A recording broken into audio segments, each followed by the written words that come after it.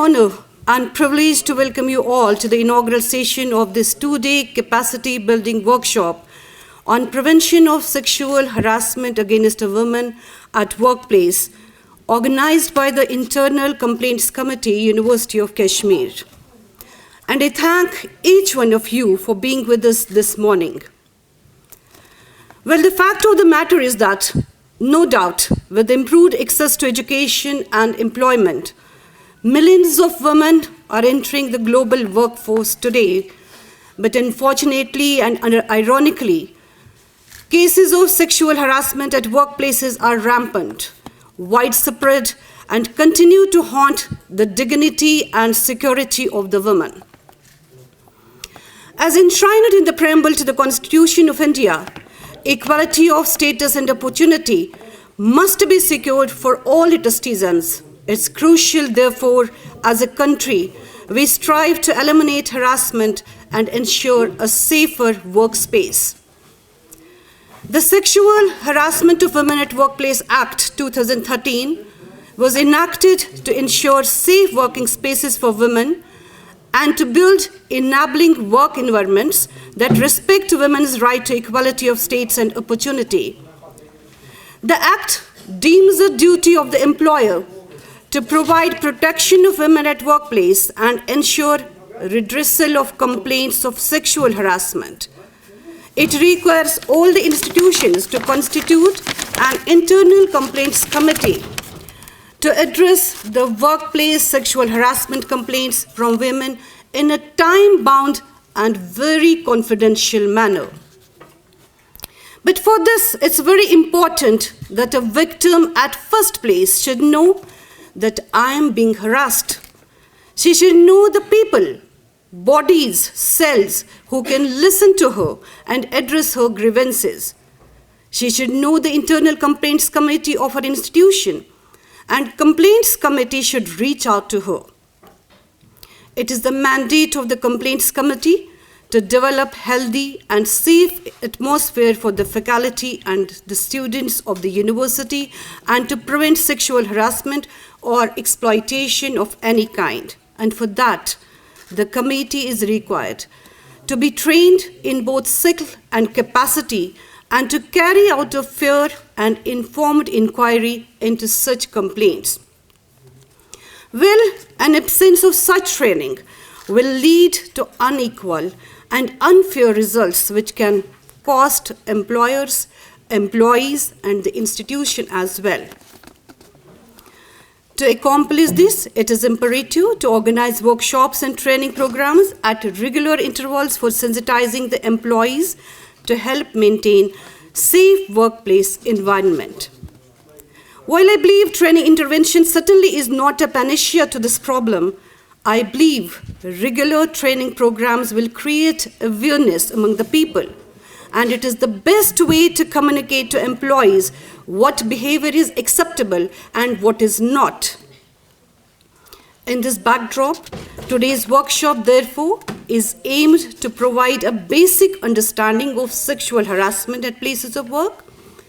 Additionally, it is designed to offer the teaching and non-teaching faculty, members of complaints committee and scholars with simple and user-friendly information on sexual harassment at workplace.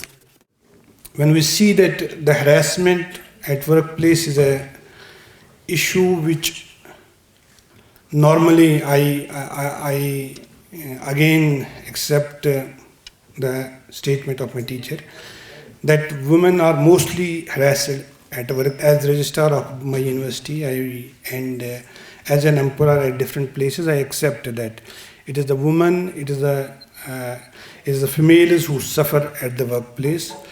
And when we see the government and the umbrella of harassment, there are verbal, there are non-verbal, there are visual, there are physical ways of harassment, and it is a long list where we see that harassment is taking place at the workplace.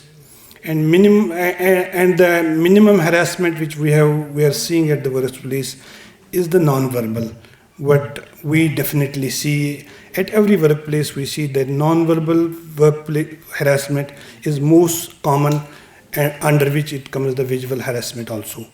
So I definitely accept that harassment take place, and harassment take place mostly among the women. So there are, as an administrator, as a registrar of this university, I have a responsibility to address such issues if it comes to my knowledge. But there, I must also accept that I should not wait till it comes to my knowledge, because there are certain preventive and proactive measures which we need to take first in the first hand, so that such acts doesn't occur at all.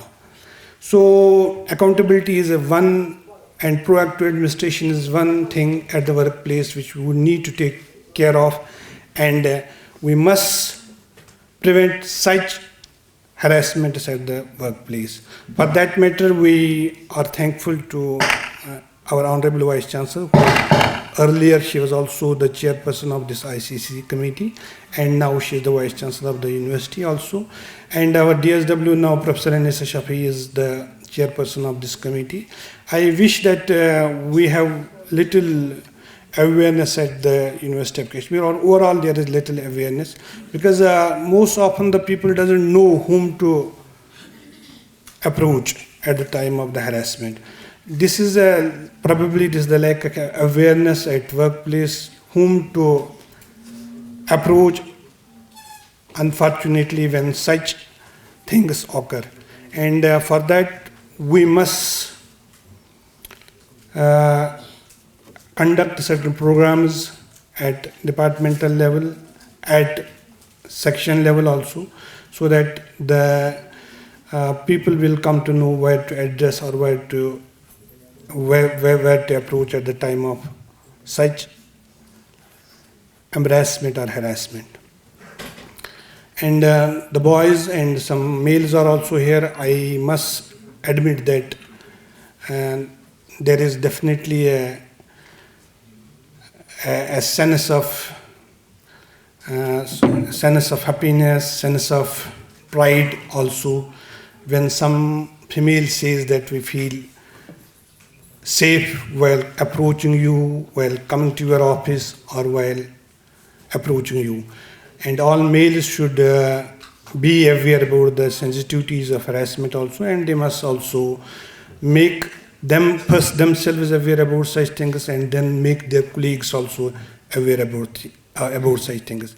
Nearly a decade after the Sexual Harassment of Women at Workplace Prevention, Prohibition and Redressal Act, or POSH Act, was passed. Sexual harassment, as Professor Anisa Shafi already said, persists and continues to threaten women's safety and dignity. Despite increased public awareness and efforts by organizations and institutions to sensitize employees, sexual harassment continues to plague workplaces. Though apparently workplaces are relatively safer than a decade back, but issues like harassment, exploitation, bias, and even violence, which is based on gender, pose a threat to the equal participation of women in the workforce. For me, it's an issue that goes beyond the confines of the workplace. It pervades all spaces, be it the privacy of the home or the more open avenues like the educational institution. It also means that this issue should not be just limited to rhetorical speeches or intellectual discourses or whatever you may call it, but it calls for a wider intervention as a society. Earlier, instances of sexual harassment would creep out from the family closets, as women were mostly confined to the role of homemakers. Now, with more and more women at workplaces, the sexual predators have not spared them even there. Incidentally, this month marks the 5th anniversary of the Me Too movement. Though the phrase Me Too was originally coined by an activist, Tarana Burki, in 2006, it became popular in 2017 when actress Elisa Milano tweeted, "Me too," and encouraged others who had been sexually harassed at whatever age, and got 12 million responses on social media within 24 hours. The Me Too movement sparked a global campaign as millions of women shared their experience of sexual violence. In the process, it also put the spotlight on gender inequalities. Professor Mir talked about that, which is deep-rooted in our psyche and also in the process of socialization. In the process, it also put spotlight on gender inequalities, and this popular campaign resulted in real-world consequences, with some prominent male personalities and public figures being held accountable. And in India, we also had several such examples. The Me Too movement may have been an eye-opener for many, especially our male colleagues. But as women, we know how rampant the problem was and still is. In fact, even the Me Too movement had triggered global outrage. But as the news faded out of public memory, some of the accused were back in business. In one such instance, a filmmaker, I think we all know, who was accused by many actresses of harassment at workplace, was taken as a participant on a very popular reality show, which I will not name, very recently. Just a week back, a reputed news outlet, Forbes India, reported that as people started working from offices after COVID-19 lockdown, the number of harassment complaints rose by 27% compared to the previous year. Perhaps work from home had resulted in considerable reduction in harassment complaints, but they again began to rise after the opening of offices.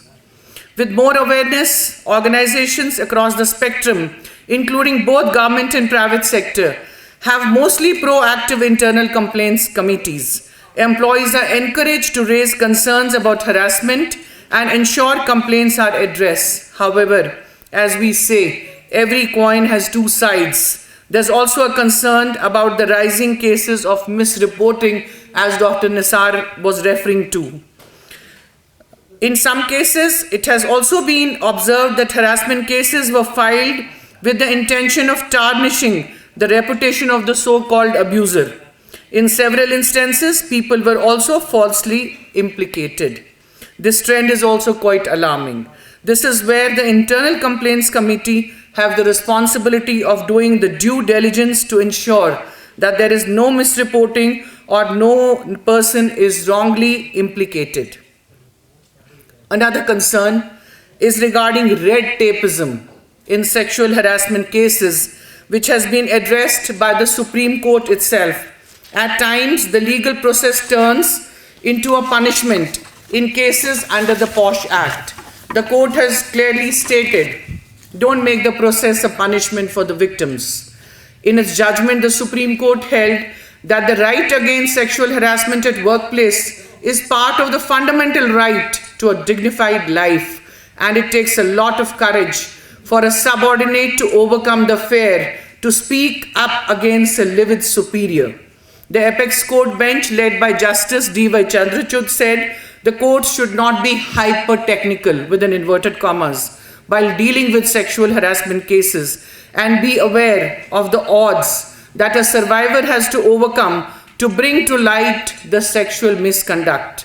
The judgment highlighted a rising trend of invalidation of proceedings inquiring into sexual misconduct on hyper-technical interpretations of the applicable service rules. We also need to acknowledge the efforts of some men who have been campaigning against harassment of women at workplace, and I think some very few men sitting here are an example of that. For instance, sometime back, news magazine Outlook, we all remember, carried a profile of an RTI activist, Badrul Duja, whose RTI query led to setting up of sexual harassment committees in more than 70 government departments across Jammu and Kashmir. We should not and cannot treat of issue at harassment at workplace in isolation. It is somewhere also related, which Professor Mir referred to, the general inequality of women which they face in their daily lives. especially the working women in the current context. No doubt, since independence, women have gained more opportunities in education as well as an increase in economic and political participation. But there has also been an upward trend in financial independence and inclusion in the public sphere for women. However, what we fail to take into account is how the patriarchal aspects of our society have remained more or less the same over the decades, combined with the added responsibility of navigating the public sphere. Sometimes fewer women in workplace can mean they are deprived of the opportunity to form strong workplace bonds or find a close confidant or person with whom one shares a private matter, trusting them not to repeat it to others. But in some instances, this may result in higher workplace harassment and violence. In fact, as I said earlier, harassment does not end at the workplace. Take, for instance, the experience of commuting to and fro workplaces, especially for the women having to use public transport, passing through the leers and jeers of men every single day is nothing short of a challenge. Even those of us who can drive on their own may face rude and mocking remarks, often as if the women are meant not to know driving or anything considered manly. And when women finally get home from work, they are expected to assume the role of primary caretaker of the household and the children. It feels as if though nothing has much changed from previous generations and women are more or less living the same life as our mothers and grandmothers. Even if some of us are lucky and our partners decide to help out here and there, the burden of managing the entire household still largely falls on us. In fact, there's an added burden of having to contribute financially as well. The unequal share of household chores not only affects workplace performance, thereby hampering further promotions, but also naturally leads to dissatisfaction and unhappiness for the working woman. But coming back to the theme at hand, I personally believe prevention of harassment at workplace needs concerted efforts from women primarily. And we have an example who leads by, in the front. Unless we come to the rescue of our sisters, many of them will continue to suffer silently. Regular events like this workshop can go a long way in sensitizing people, men and women alike, about the magnitude of the problem. And luckily, we have many women currently in key leadership roles like our own very Vice Chancellor, Professor Nilofer Khan. We need to capitalize on this because women in decision-making positions can make a real difference to check this menace of harassment at workplace. Similarly, many of our departments in our universities and colleges are headed by women. So, that should make a difference because you will have a different perspective as a woman. We keep hearing, as of date, women-led development, women as nation builders. Can there be a women-led development if word बड़ा तकलीफदायक है लेकिन अभी use कर रही हूँ if the spaces are not safe, be it public spaces or private spaces? Can they realize the opportunities that may have been given under the Constitution, that we may be talking about under Universal Declaration of Human Rights, covenants, conventions and whatnot? We have CEDAW Convention on elimination of discrimination against women. We have Beijing Platform for Action, which had 12 critical areas, and one of the areas was violence against women. We have the Sustainable Development Goals as of today. We are calling them as transformative agenda, which we must realize by 2030. And While gender equality is a cross-cutting theme, there is a standalone goal on gender equality and empowerment of women, and one of the targets is elimination of violence against women. And goal 11 again talks about the role of urban local bodies in creating safe spaces. And that brings me again to the word safe. ये मैं बैठी सोच रही थी, safe हम बात करते रहते हैं, क्या हम जंगल में घूम रहे हैं कि कोई शेर आके खा जाएगा? I need to be safe. You know, we are using the word safe, but just see the depth and connotation of that word and the implications. कि क्या हम इस हालात में बैठे हैं? और बहुत खूबसूरती से यास्मीन जी ने बातें दो तीन कही, मैं उनको उठाना चाहती हूँ कि सिर्फ वर्क प्लेसेस की बात नहीं है. It's about women in the agricultural fields and how they continue to face. एक तो मैकेनिज्म उनके लिए लोकल कमेटीज, तो उनको पता भी नहीं है कि यूनिवर्सिटीज़ में या ऑफिस में आपके पास इंटरनल कंप्लेंट कमेटी है, और जो ऐसे ऑफिस नहीं हैं उनके लिए लोकल कमेटीज़ होती हैं जिसमें कोई भी जा सकता. अब वो जो गरीब औरत रोज़ की रोटी कमाती है शाम को, जिसको मजदूरी मिलनी है, वो उस वक्त फेस करके रोटी कमाएगी बच्चों को देने के लिए शाम को, या उसको कोई बताएगा कि कोई लोकल कमेटी भी होती है? What does it mean? या सड़क पे अभी बड़ा अच्छा लगा, आप लोग कितने लोग यहाँ हिंदुस्तान टाइम्स पढ़ते हैं? I am sure some of you must be reading Hindustan Times. नहीं पढ़ते, और अगर आपके घर में आती है तो जाकर के देखिए 20 तारीख का 20 अक्टूबर का न्यूज़पेपर है, और उसमें बहुत अच्छी जजमेंट आई है. दिस इज़ वरेबली, जो बॉम्बे में है, वहाँ की लोअर कोर्ट ने, जो स्पेशल कोर्ट ने जजमेंट दिया जस्टिस अंसारी ने. छोटी लड़की जो स्कूल जाती है, उसको जो हरास किया गया और आदमी ने उसके बाल खींचे, और उसके लिए वर्ड उसने यूज़ किया आइटम गर्ल. आइटम गर्ल हम आजकल पार्लेंस में बड़ा यूज़ कर रहे हैं, ये आइटम गर्ल्स हैं. उस छोटी बच्ची के लिए आइटम गर्ल वर्ड यूज़ किया गया. जज ने कहा, इतनी सेंसिटिव जजमेंट आई है, जज ने कहा this is also derogatory to the modesty of the girl child, और 1.5 साल की उसको सज़ा सुनाई है. लेकिन केस कब चला? 2015 में. 2015 में एक बच्चे का केस चल रहा है, और 2022 में ये जजमेंट, बहुत अच्छी जजमेंट आई है. अब खुदा ना करे कि वो हाई कोर्ट में जाए और इसकी जजमेंट जो है वो रद्द कर दी जाए, जो आम आप सुनते हैं कि एक कोर्ट ने दे दी, फिर दूसरी ने रद्द कर दी, फिर दी और सबको बरी कर दिया. Right?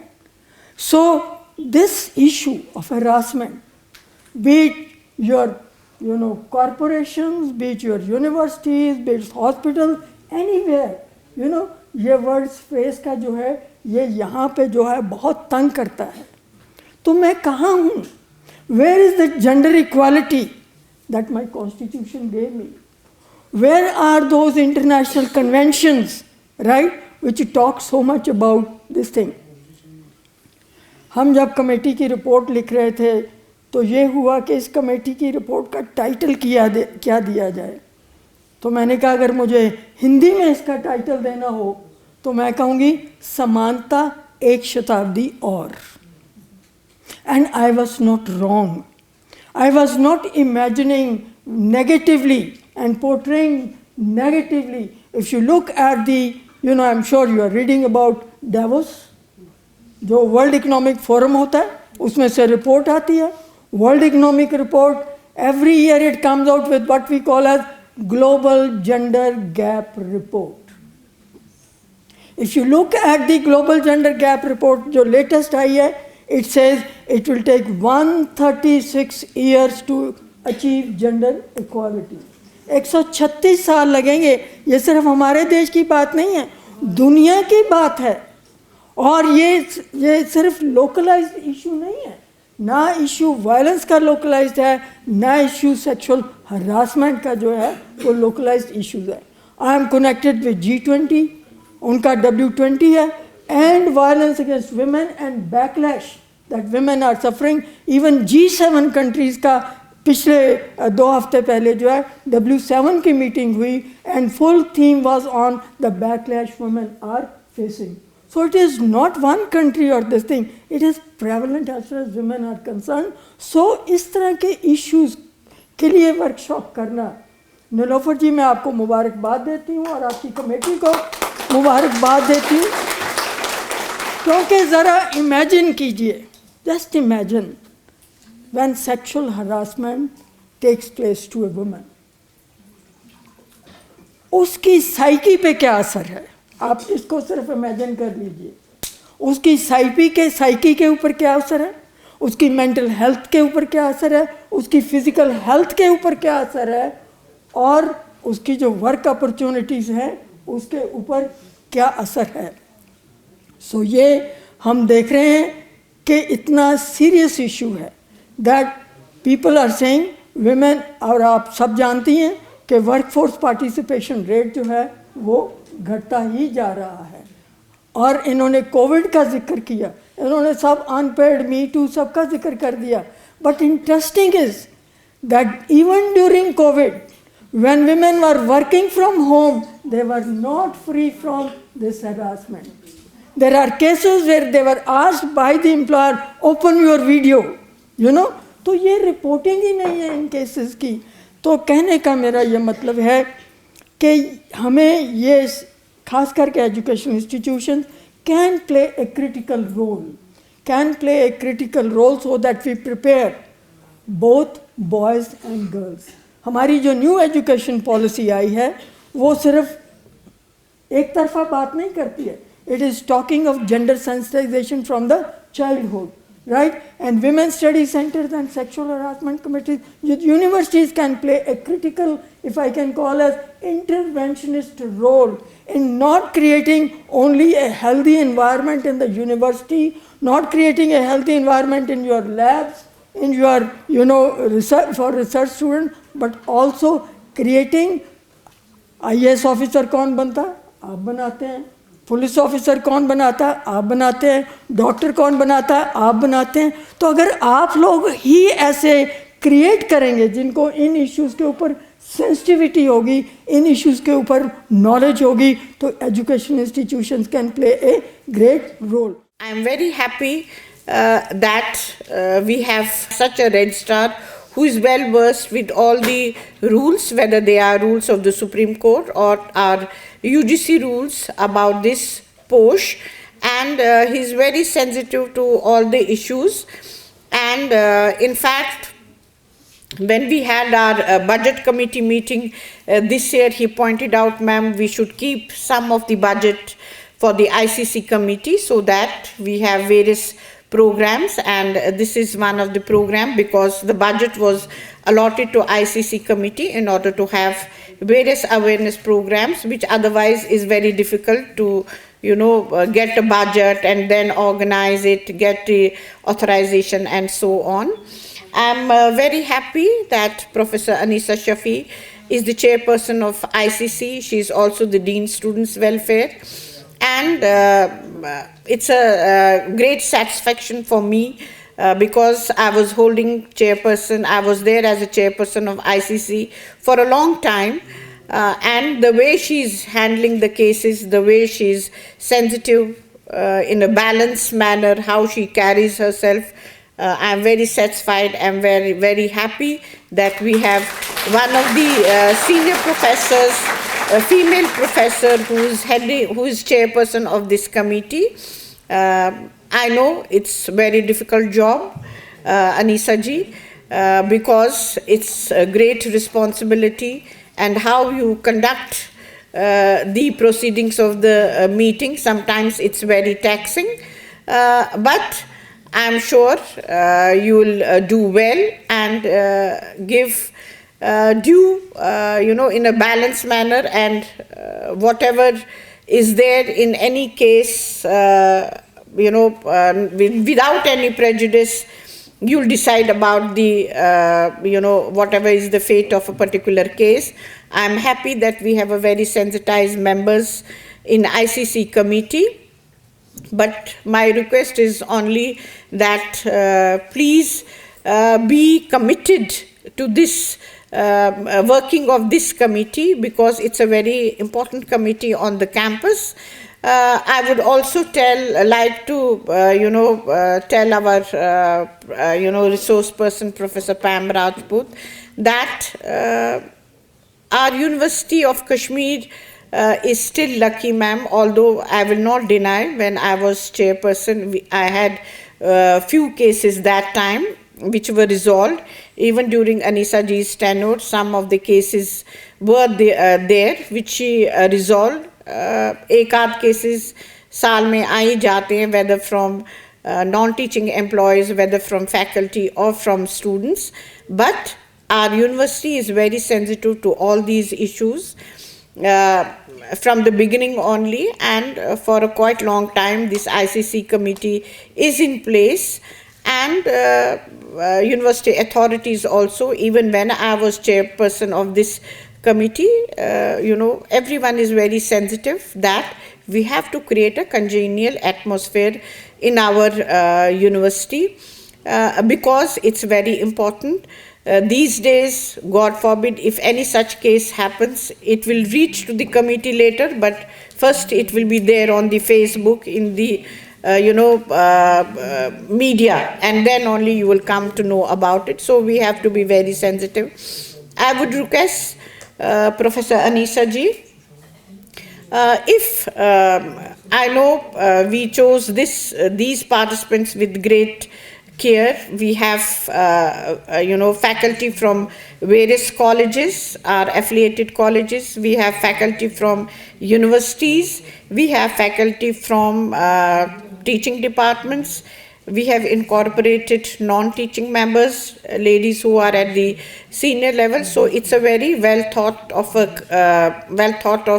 participants for this workshop. But it's a beginning.